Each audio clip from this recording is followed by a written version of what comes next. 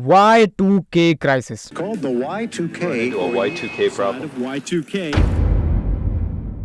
I am sure ये नाम तुमने पहली बार सुना होगा, वैसे मैंने भी पहली बार सुना है।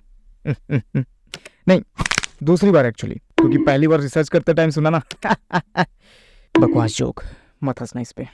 तो भाई 1960s के टाइम पे कंप्यूटर प्रोग्रामर्स जब कंप्यूटर की प्रोग्रामिंग किया करते थे, तब उन्हें डेटा को स्टोर करने को लेकर बड़ा प्रॉब्लम्स का सामना करना पड़ता था, क्योंकि तब के टाइम पे स्टोरेज को बढ़ाना एक बड़ा ही एक्सपेंसिव ऑप्शन होता था। ये नहीं कि आज के जैसे जितना मन किया उतना ज्यादा डेटा स्टोर कर लिए। तो स्टोरेज की समस्या से बचने के लिए उन्होंने लगाया एक जुगाड़। क्या जुगाड़?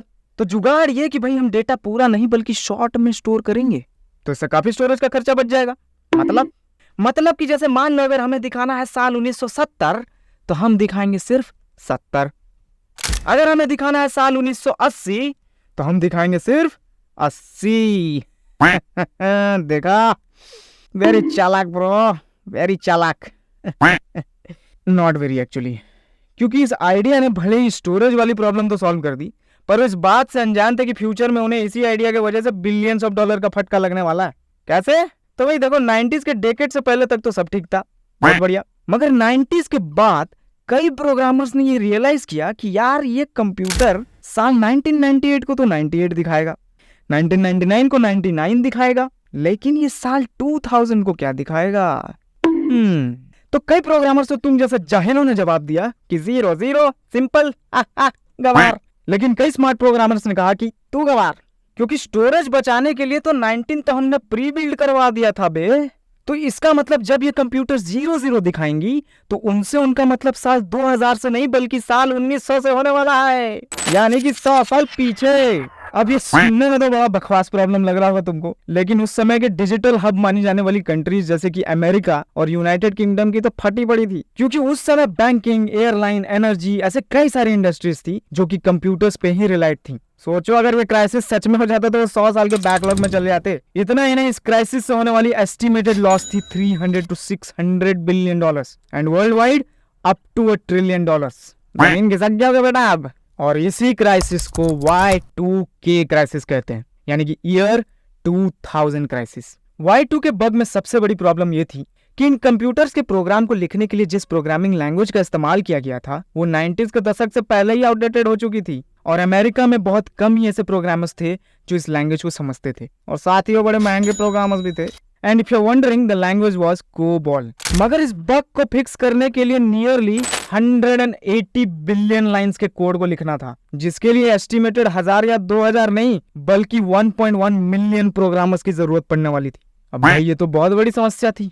मगर लकीली इंडिया के कई कॉलेजेस में इस लैंग्वेज को पढ़ाया जाता था, स्पेसिफिकली बोले तो आज के बेंगलुरु के कॉलेजेस में। और ये प्रोग्रामर्स न सिर्फ इस लैंग्वेज को समझने में प्रोफिशिएंट थे, बल्कि सस्ते भी थे।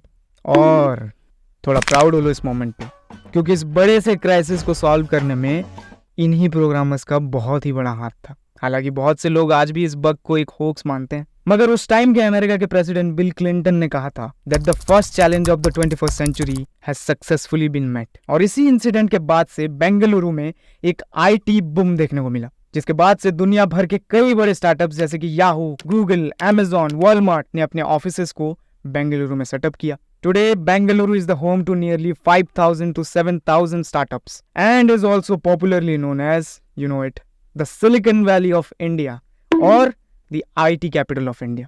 आज इसी IT बूम के वजह से बेंगलुरु में लगभग 1.5 मिलियन लोग सिर्फ IT सेक्टर में एम्प्लॉयड हैं। और इतना ही नहीं, Bengaluru, the capital city of Karnataka, is the largest contributor to the economy of its state with a shareholder of 43.65%। आज बेंगलुरु न सिर्फ इंडिया के बल्कि वर्ल्ड के फास्टेस्ट ग्रोइंग शहरों में से एक है। और इतना ही नहीं, अगर NASSCOM के इस रिपोर्ट की माने तो 2020 में टोटल स्टार्टअप फंडिंग का 44% इन्वेस्टमेंट बेंगलुरु में ही किया गया था, which is estimated to be equal to $4.2 billion। Wow. लेकिन यार ये वीडियो हमने बेंगलुरु की तारीफ करने के लिए सिर्फ नहीं बनाया। अब देखो भाई, बेंगलुरु के कई खास बातों से तो हम रूबरू हो गए हैं, लेकिन ऐसा तो नहीं है कि वहां सब कुछ अच्छा चल रहा है, ऑब्वियसली नहीं। आज अगर बात करें तो बेंगलुरु एक बहुत ही बड़े प्रॉब्लम से गुजर रहा है, और वो बहुत ही बड़ा प्रॉब्लम है RCB। कप नाम दे, घंटा नाम दे। वेल, जोक्स अपार्ट, एक्चुअली बात करें तो बेंगलुरु आज एक बहुत ही बड़े वाटर क्राइसिस से गुजर रहा है। Water water everywhere, not a drop to drink. बड़ा अच्छा लगता था मुझे ये लाइन बचपन में, लेकिन बेंगलुरु वाले तो ये अभी फील कर रहे हैं, क्योंकि शहर के कई हिस्सों में ग्राउंड वाटर लेवल इतना कम हो गया है कि रेगुलर सोर्सेज से पानी मिलना लगभग नामुमकिन हो चुका है। इंडिया टुडे की इस आर्टिकल के हिसाब से बेंगलुरु में टोटल 14,000 बोरवेल्स हैं, जिसमें से 6,900 बोरवेल्स ड्राई हो चुके हैं। अभी के टाइम पे हालत इतना खराब है कि लोगों को पानी वाटर टैंकर से खरीदना पड़ रहा है अपनी जरूरतों को पूरा करने के लिए भी। और मजाक की बात नहीं है, क्योंकि लोग अपने मीटिंग्स तक मिस कर रहे हैं सिर्फ ताकि वो पानी के टैंकर्स को मिस ना कर दें। और इस पानी के प्राइस में हाइक की बात करूं तो भाई, जो 12,000 लीटर्स का टैंकर फरवरी के महीने में 1,200 रुपए में मिलता था, उसका प्राइस अभी 2,000 से 2,200 हो चुका है, depending upon the area. Today Bengaluru is the home to nearly 13 million people. और वहां के सीएम की बात माने तो बेंगलुरु को daily 500 million litres of water का डेफिशिएंसी झेलना पड़ रहा है, which means that the IT capital is in the verge of becoming the water crisis capital of India. अब देखो क्वेश्चन तो उठेगा ही कि what is the reason? आखिर कौन जिम्मेदार है इस चीज के लिए? अगर पॉलिटिकल पार्टी से पूछोगे तो एक दूसरे पे ही ब्लेम करते रहेंगे, उसने किया नहीं, इसने किया ना उसने किया, तो उनसे पूछना तो बेकार है। लेकिन अगर एक्चुअल रीजन पूछोगे तो वो है बढ़ता population density and the urbanisation of Bengaluru. मतलब बेवकूफ विकास। मैंने पहले भी कहा है, ये पर्यावरण से खिलवाड़ यानी कि पड़ी लकड़ी ले लेना। जब तक इंसान पर्यावरण और विकास के बीच में बैलेंस नहीं बना लेता, तब तक इस तरीके के परेशानियों का सामना करना ही पड़ेगा। देखो सिंपल साइंस है, बचपन में ही पढ़ा होगा तुमने, जिसे वाटर साइकिल कहते हैं। भाई गर्मी से पानी इवापोरेट होता है, इवापोरेट होकर क्लाउड फॉर्मेशन होता है, और जहां पर भी लो प्रेशर क्रिएट हो जाए वहां पे प्रेसिपिटेशन हो जाता है, और इसी प्रोसेस के थ्रू हमारे ग्राउंड वाटर्स रिचार्ज हो जाते हैं और हमें पीने का पानी वापस मिल जाता है। मगर बेंगलुरु को न सिर्फ वाटर शॉर्टेज का सामना करना पड़ता है, बल्कि फ्लड्स का भी सामना करना पड़ता है। तब तुम बोलोगे यार तब तो सफिशिएंट अमाउंट में बारिश होता है वहां पे। मैं कहा फिर पानी क्यों नहीं है वहां?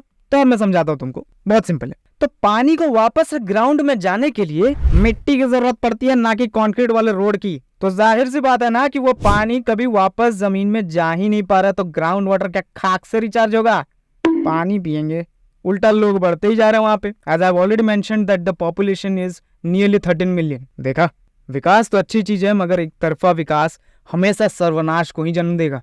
वैसे सर्वनाश अभी हुआ नहीं है, मगर वो दिन भी दूर नहीं, क्योंकि Bengaluru might today be the city of startups, but once it was the city of lakes. जिस शहर में साल 1960 में 280 लेक हुआ करते थे, उसी शहर में आज मात्र 80 बचे। मगर जाते जाते एक डॉट कनेक्ट करते हैं। Y2K क्राइसिस की भी बीज 1960s में ही बोई गई थी।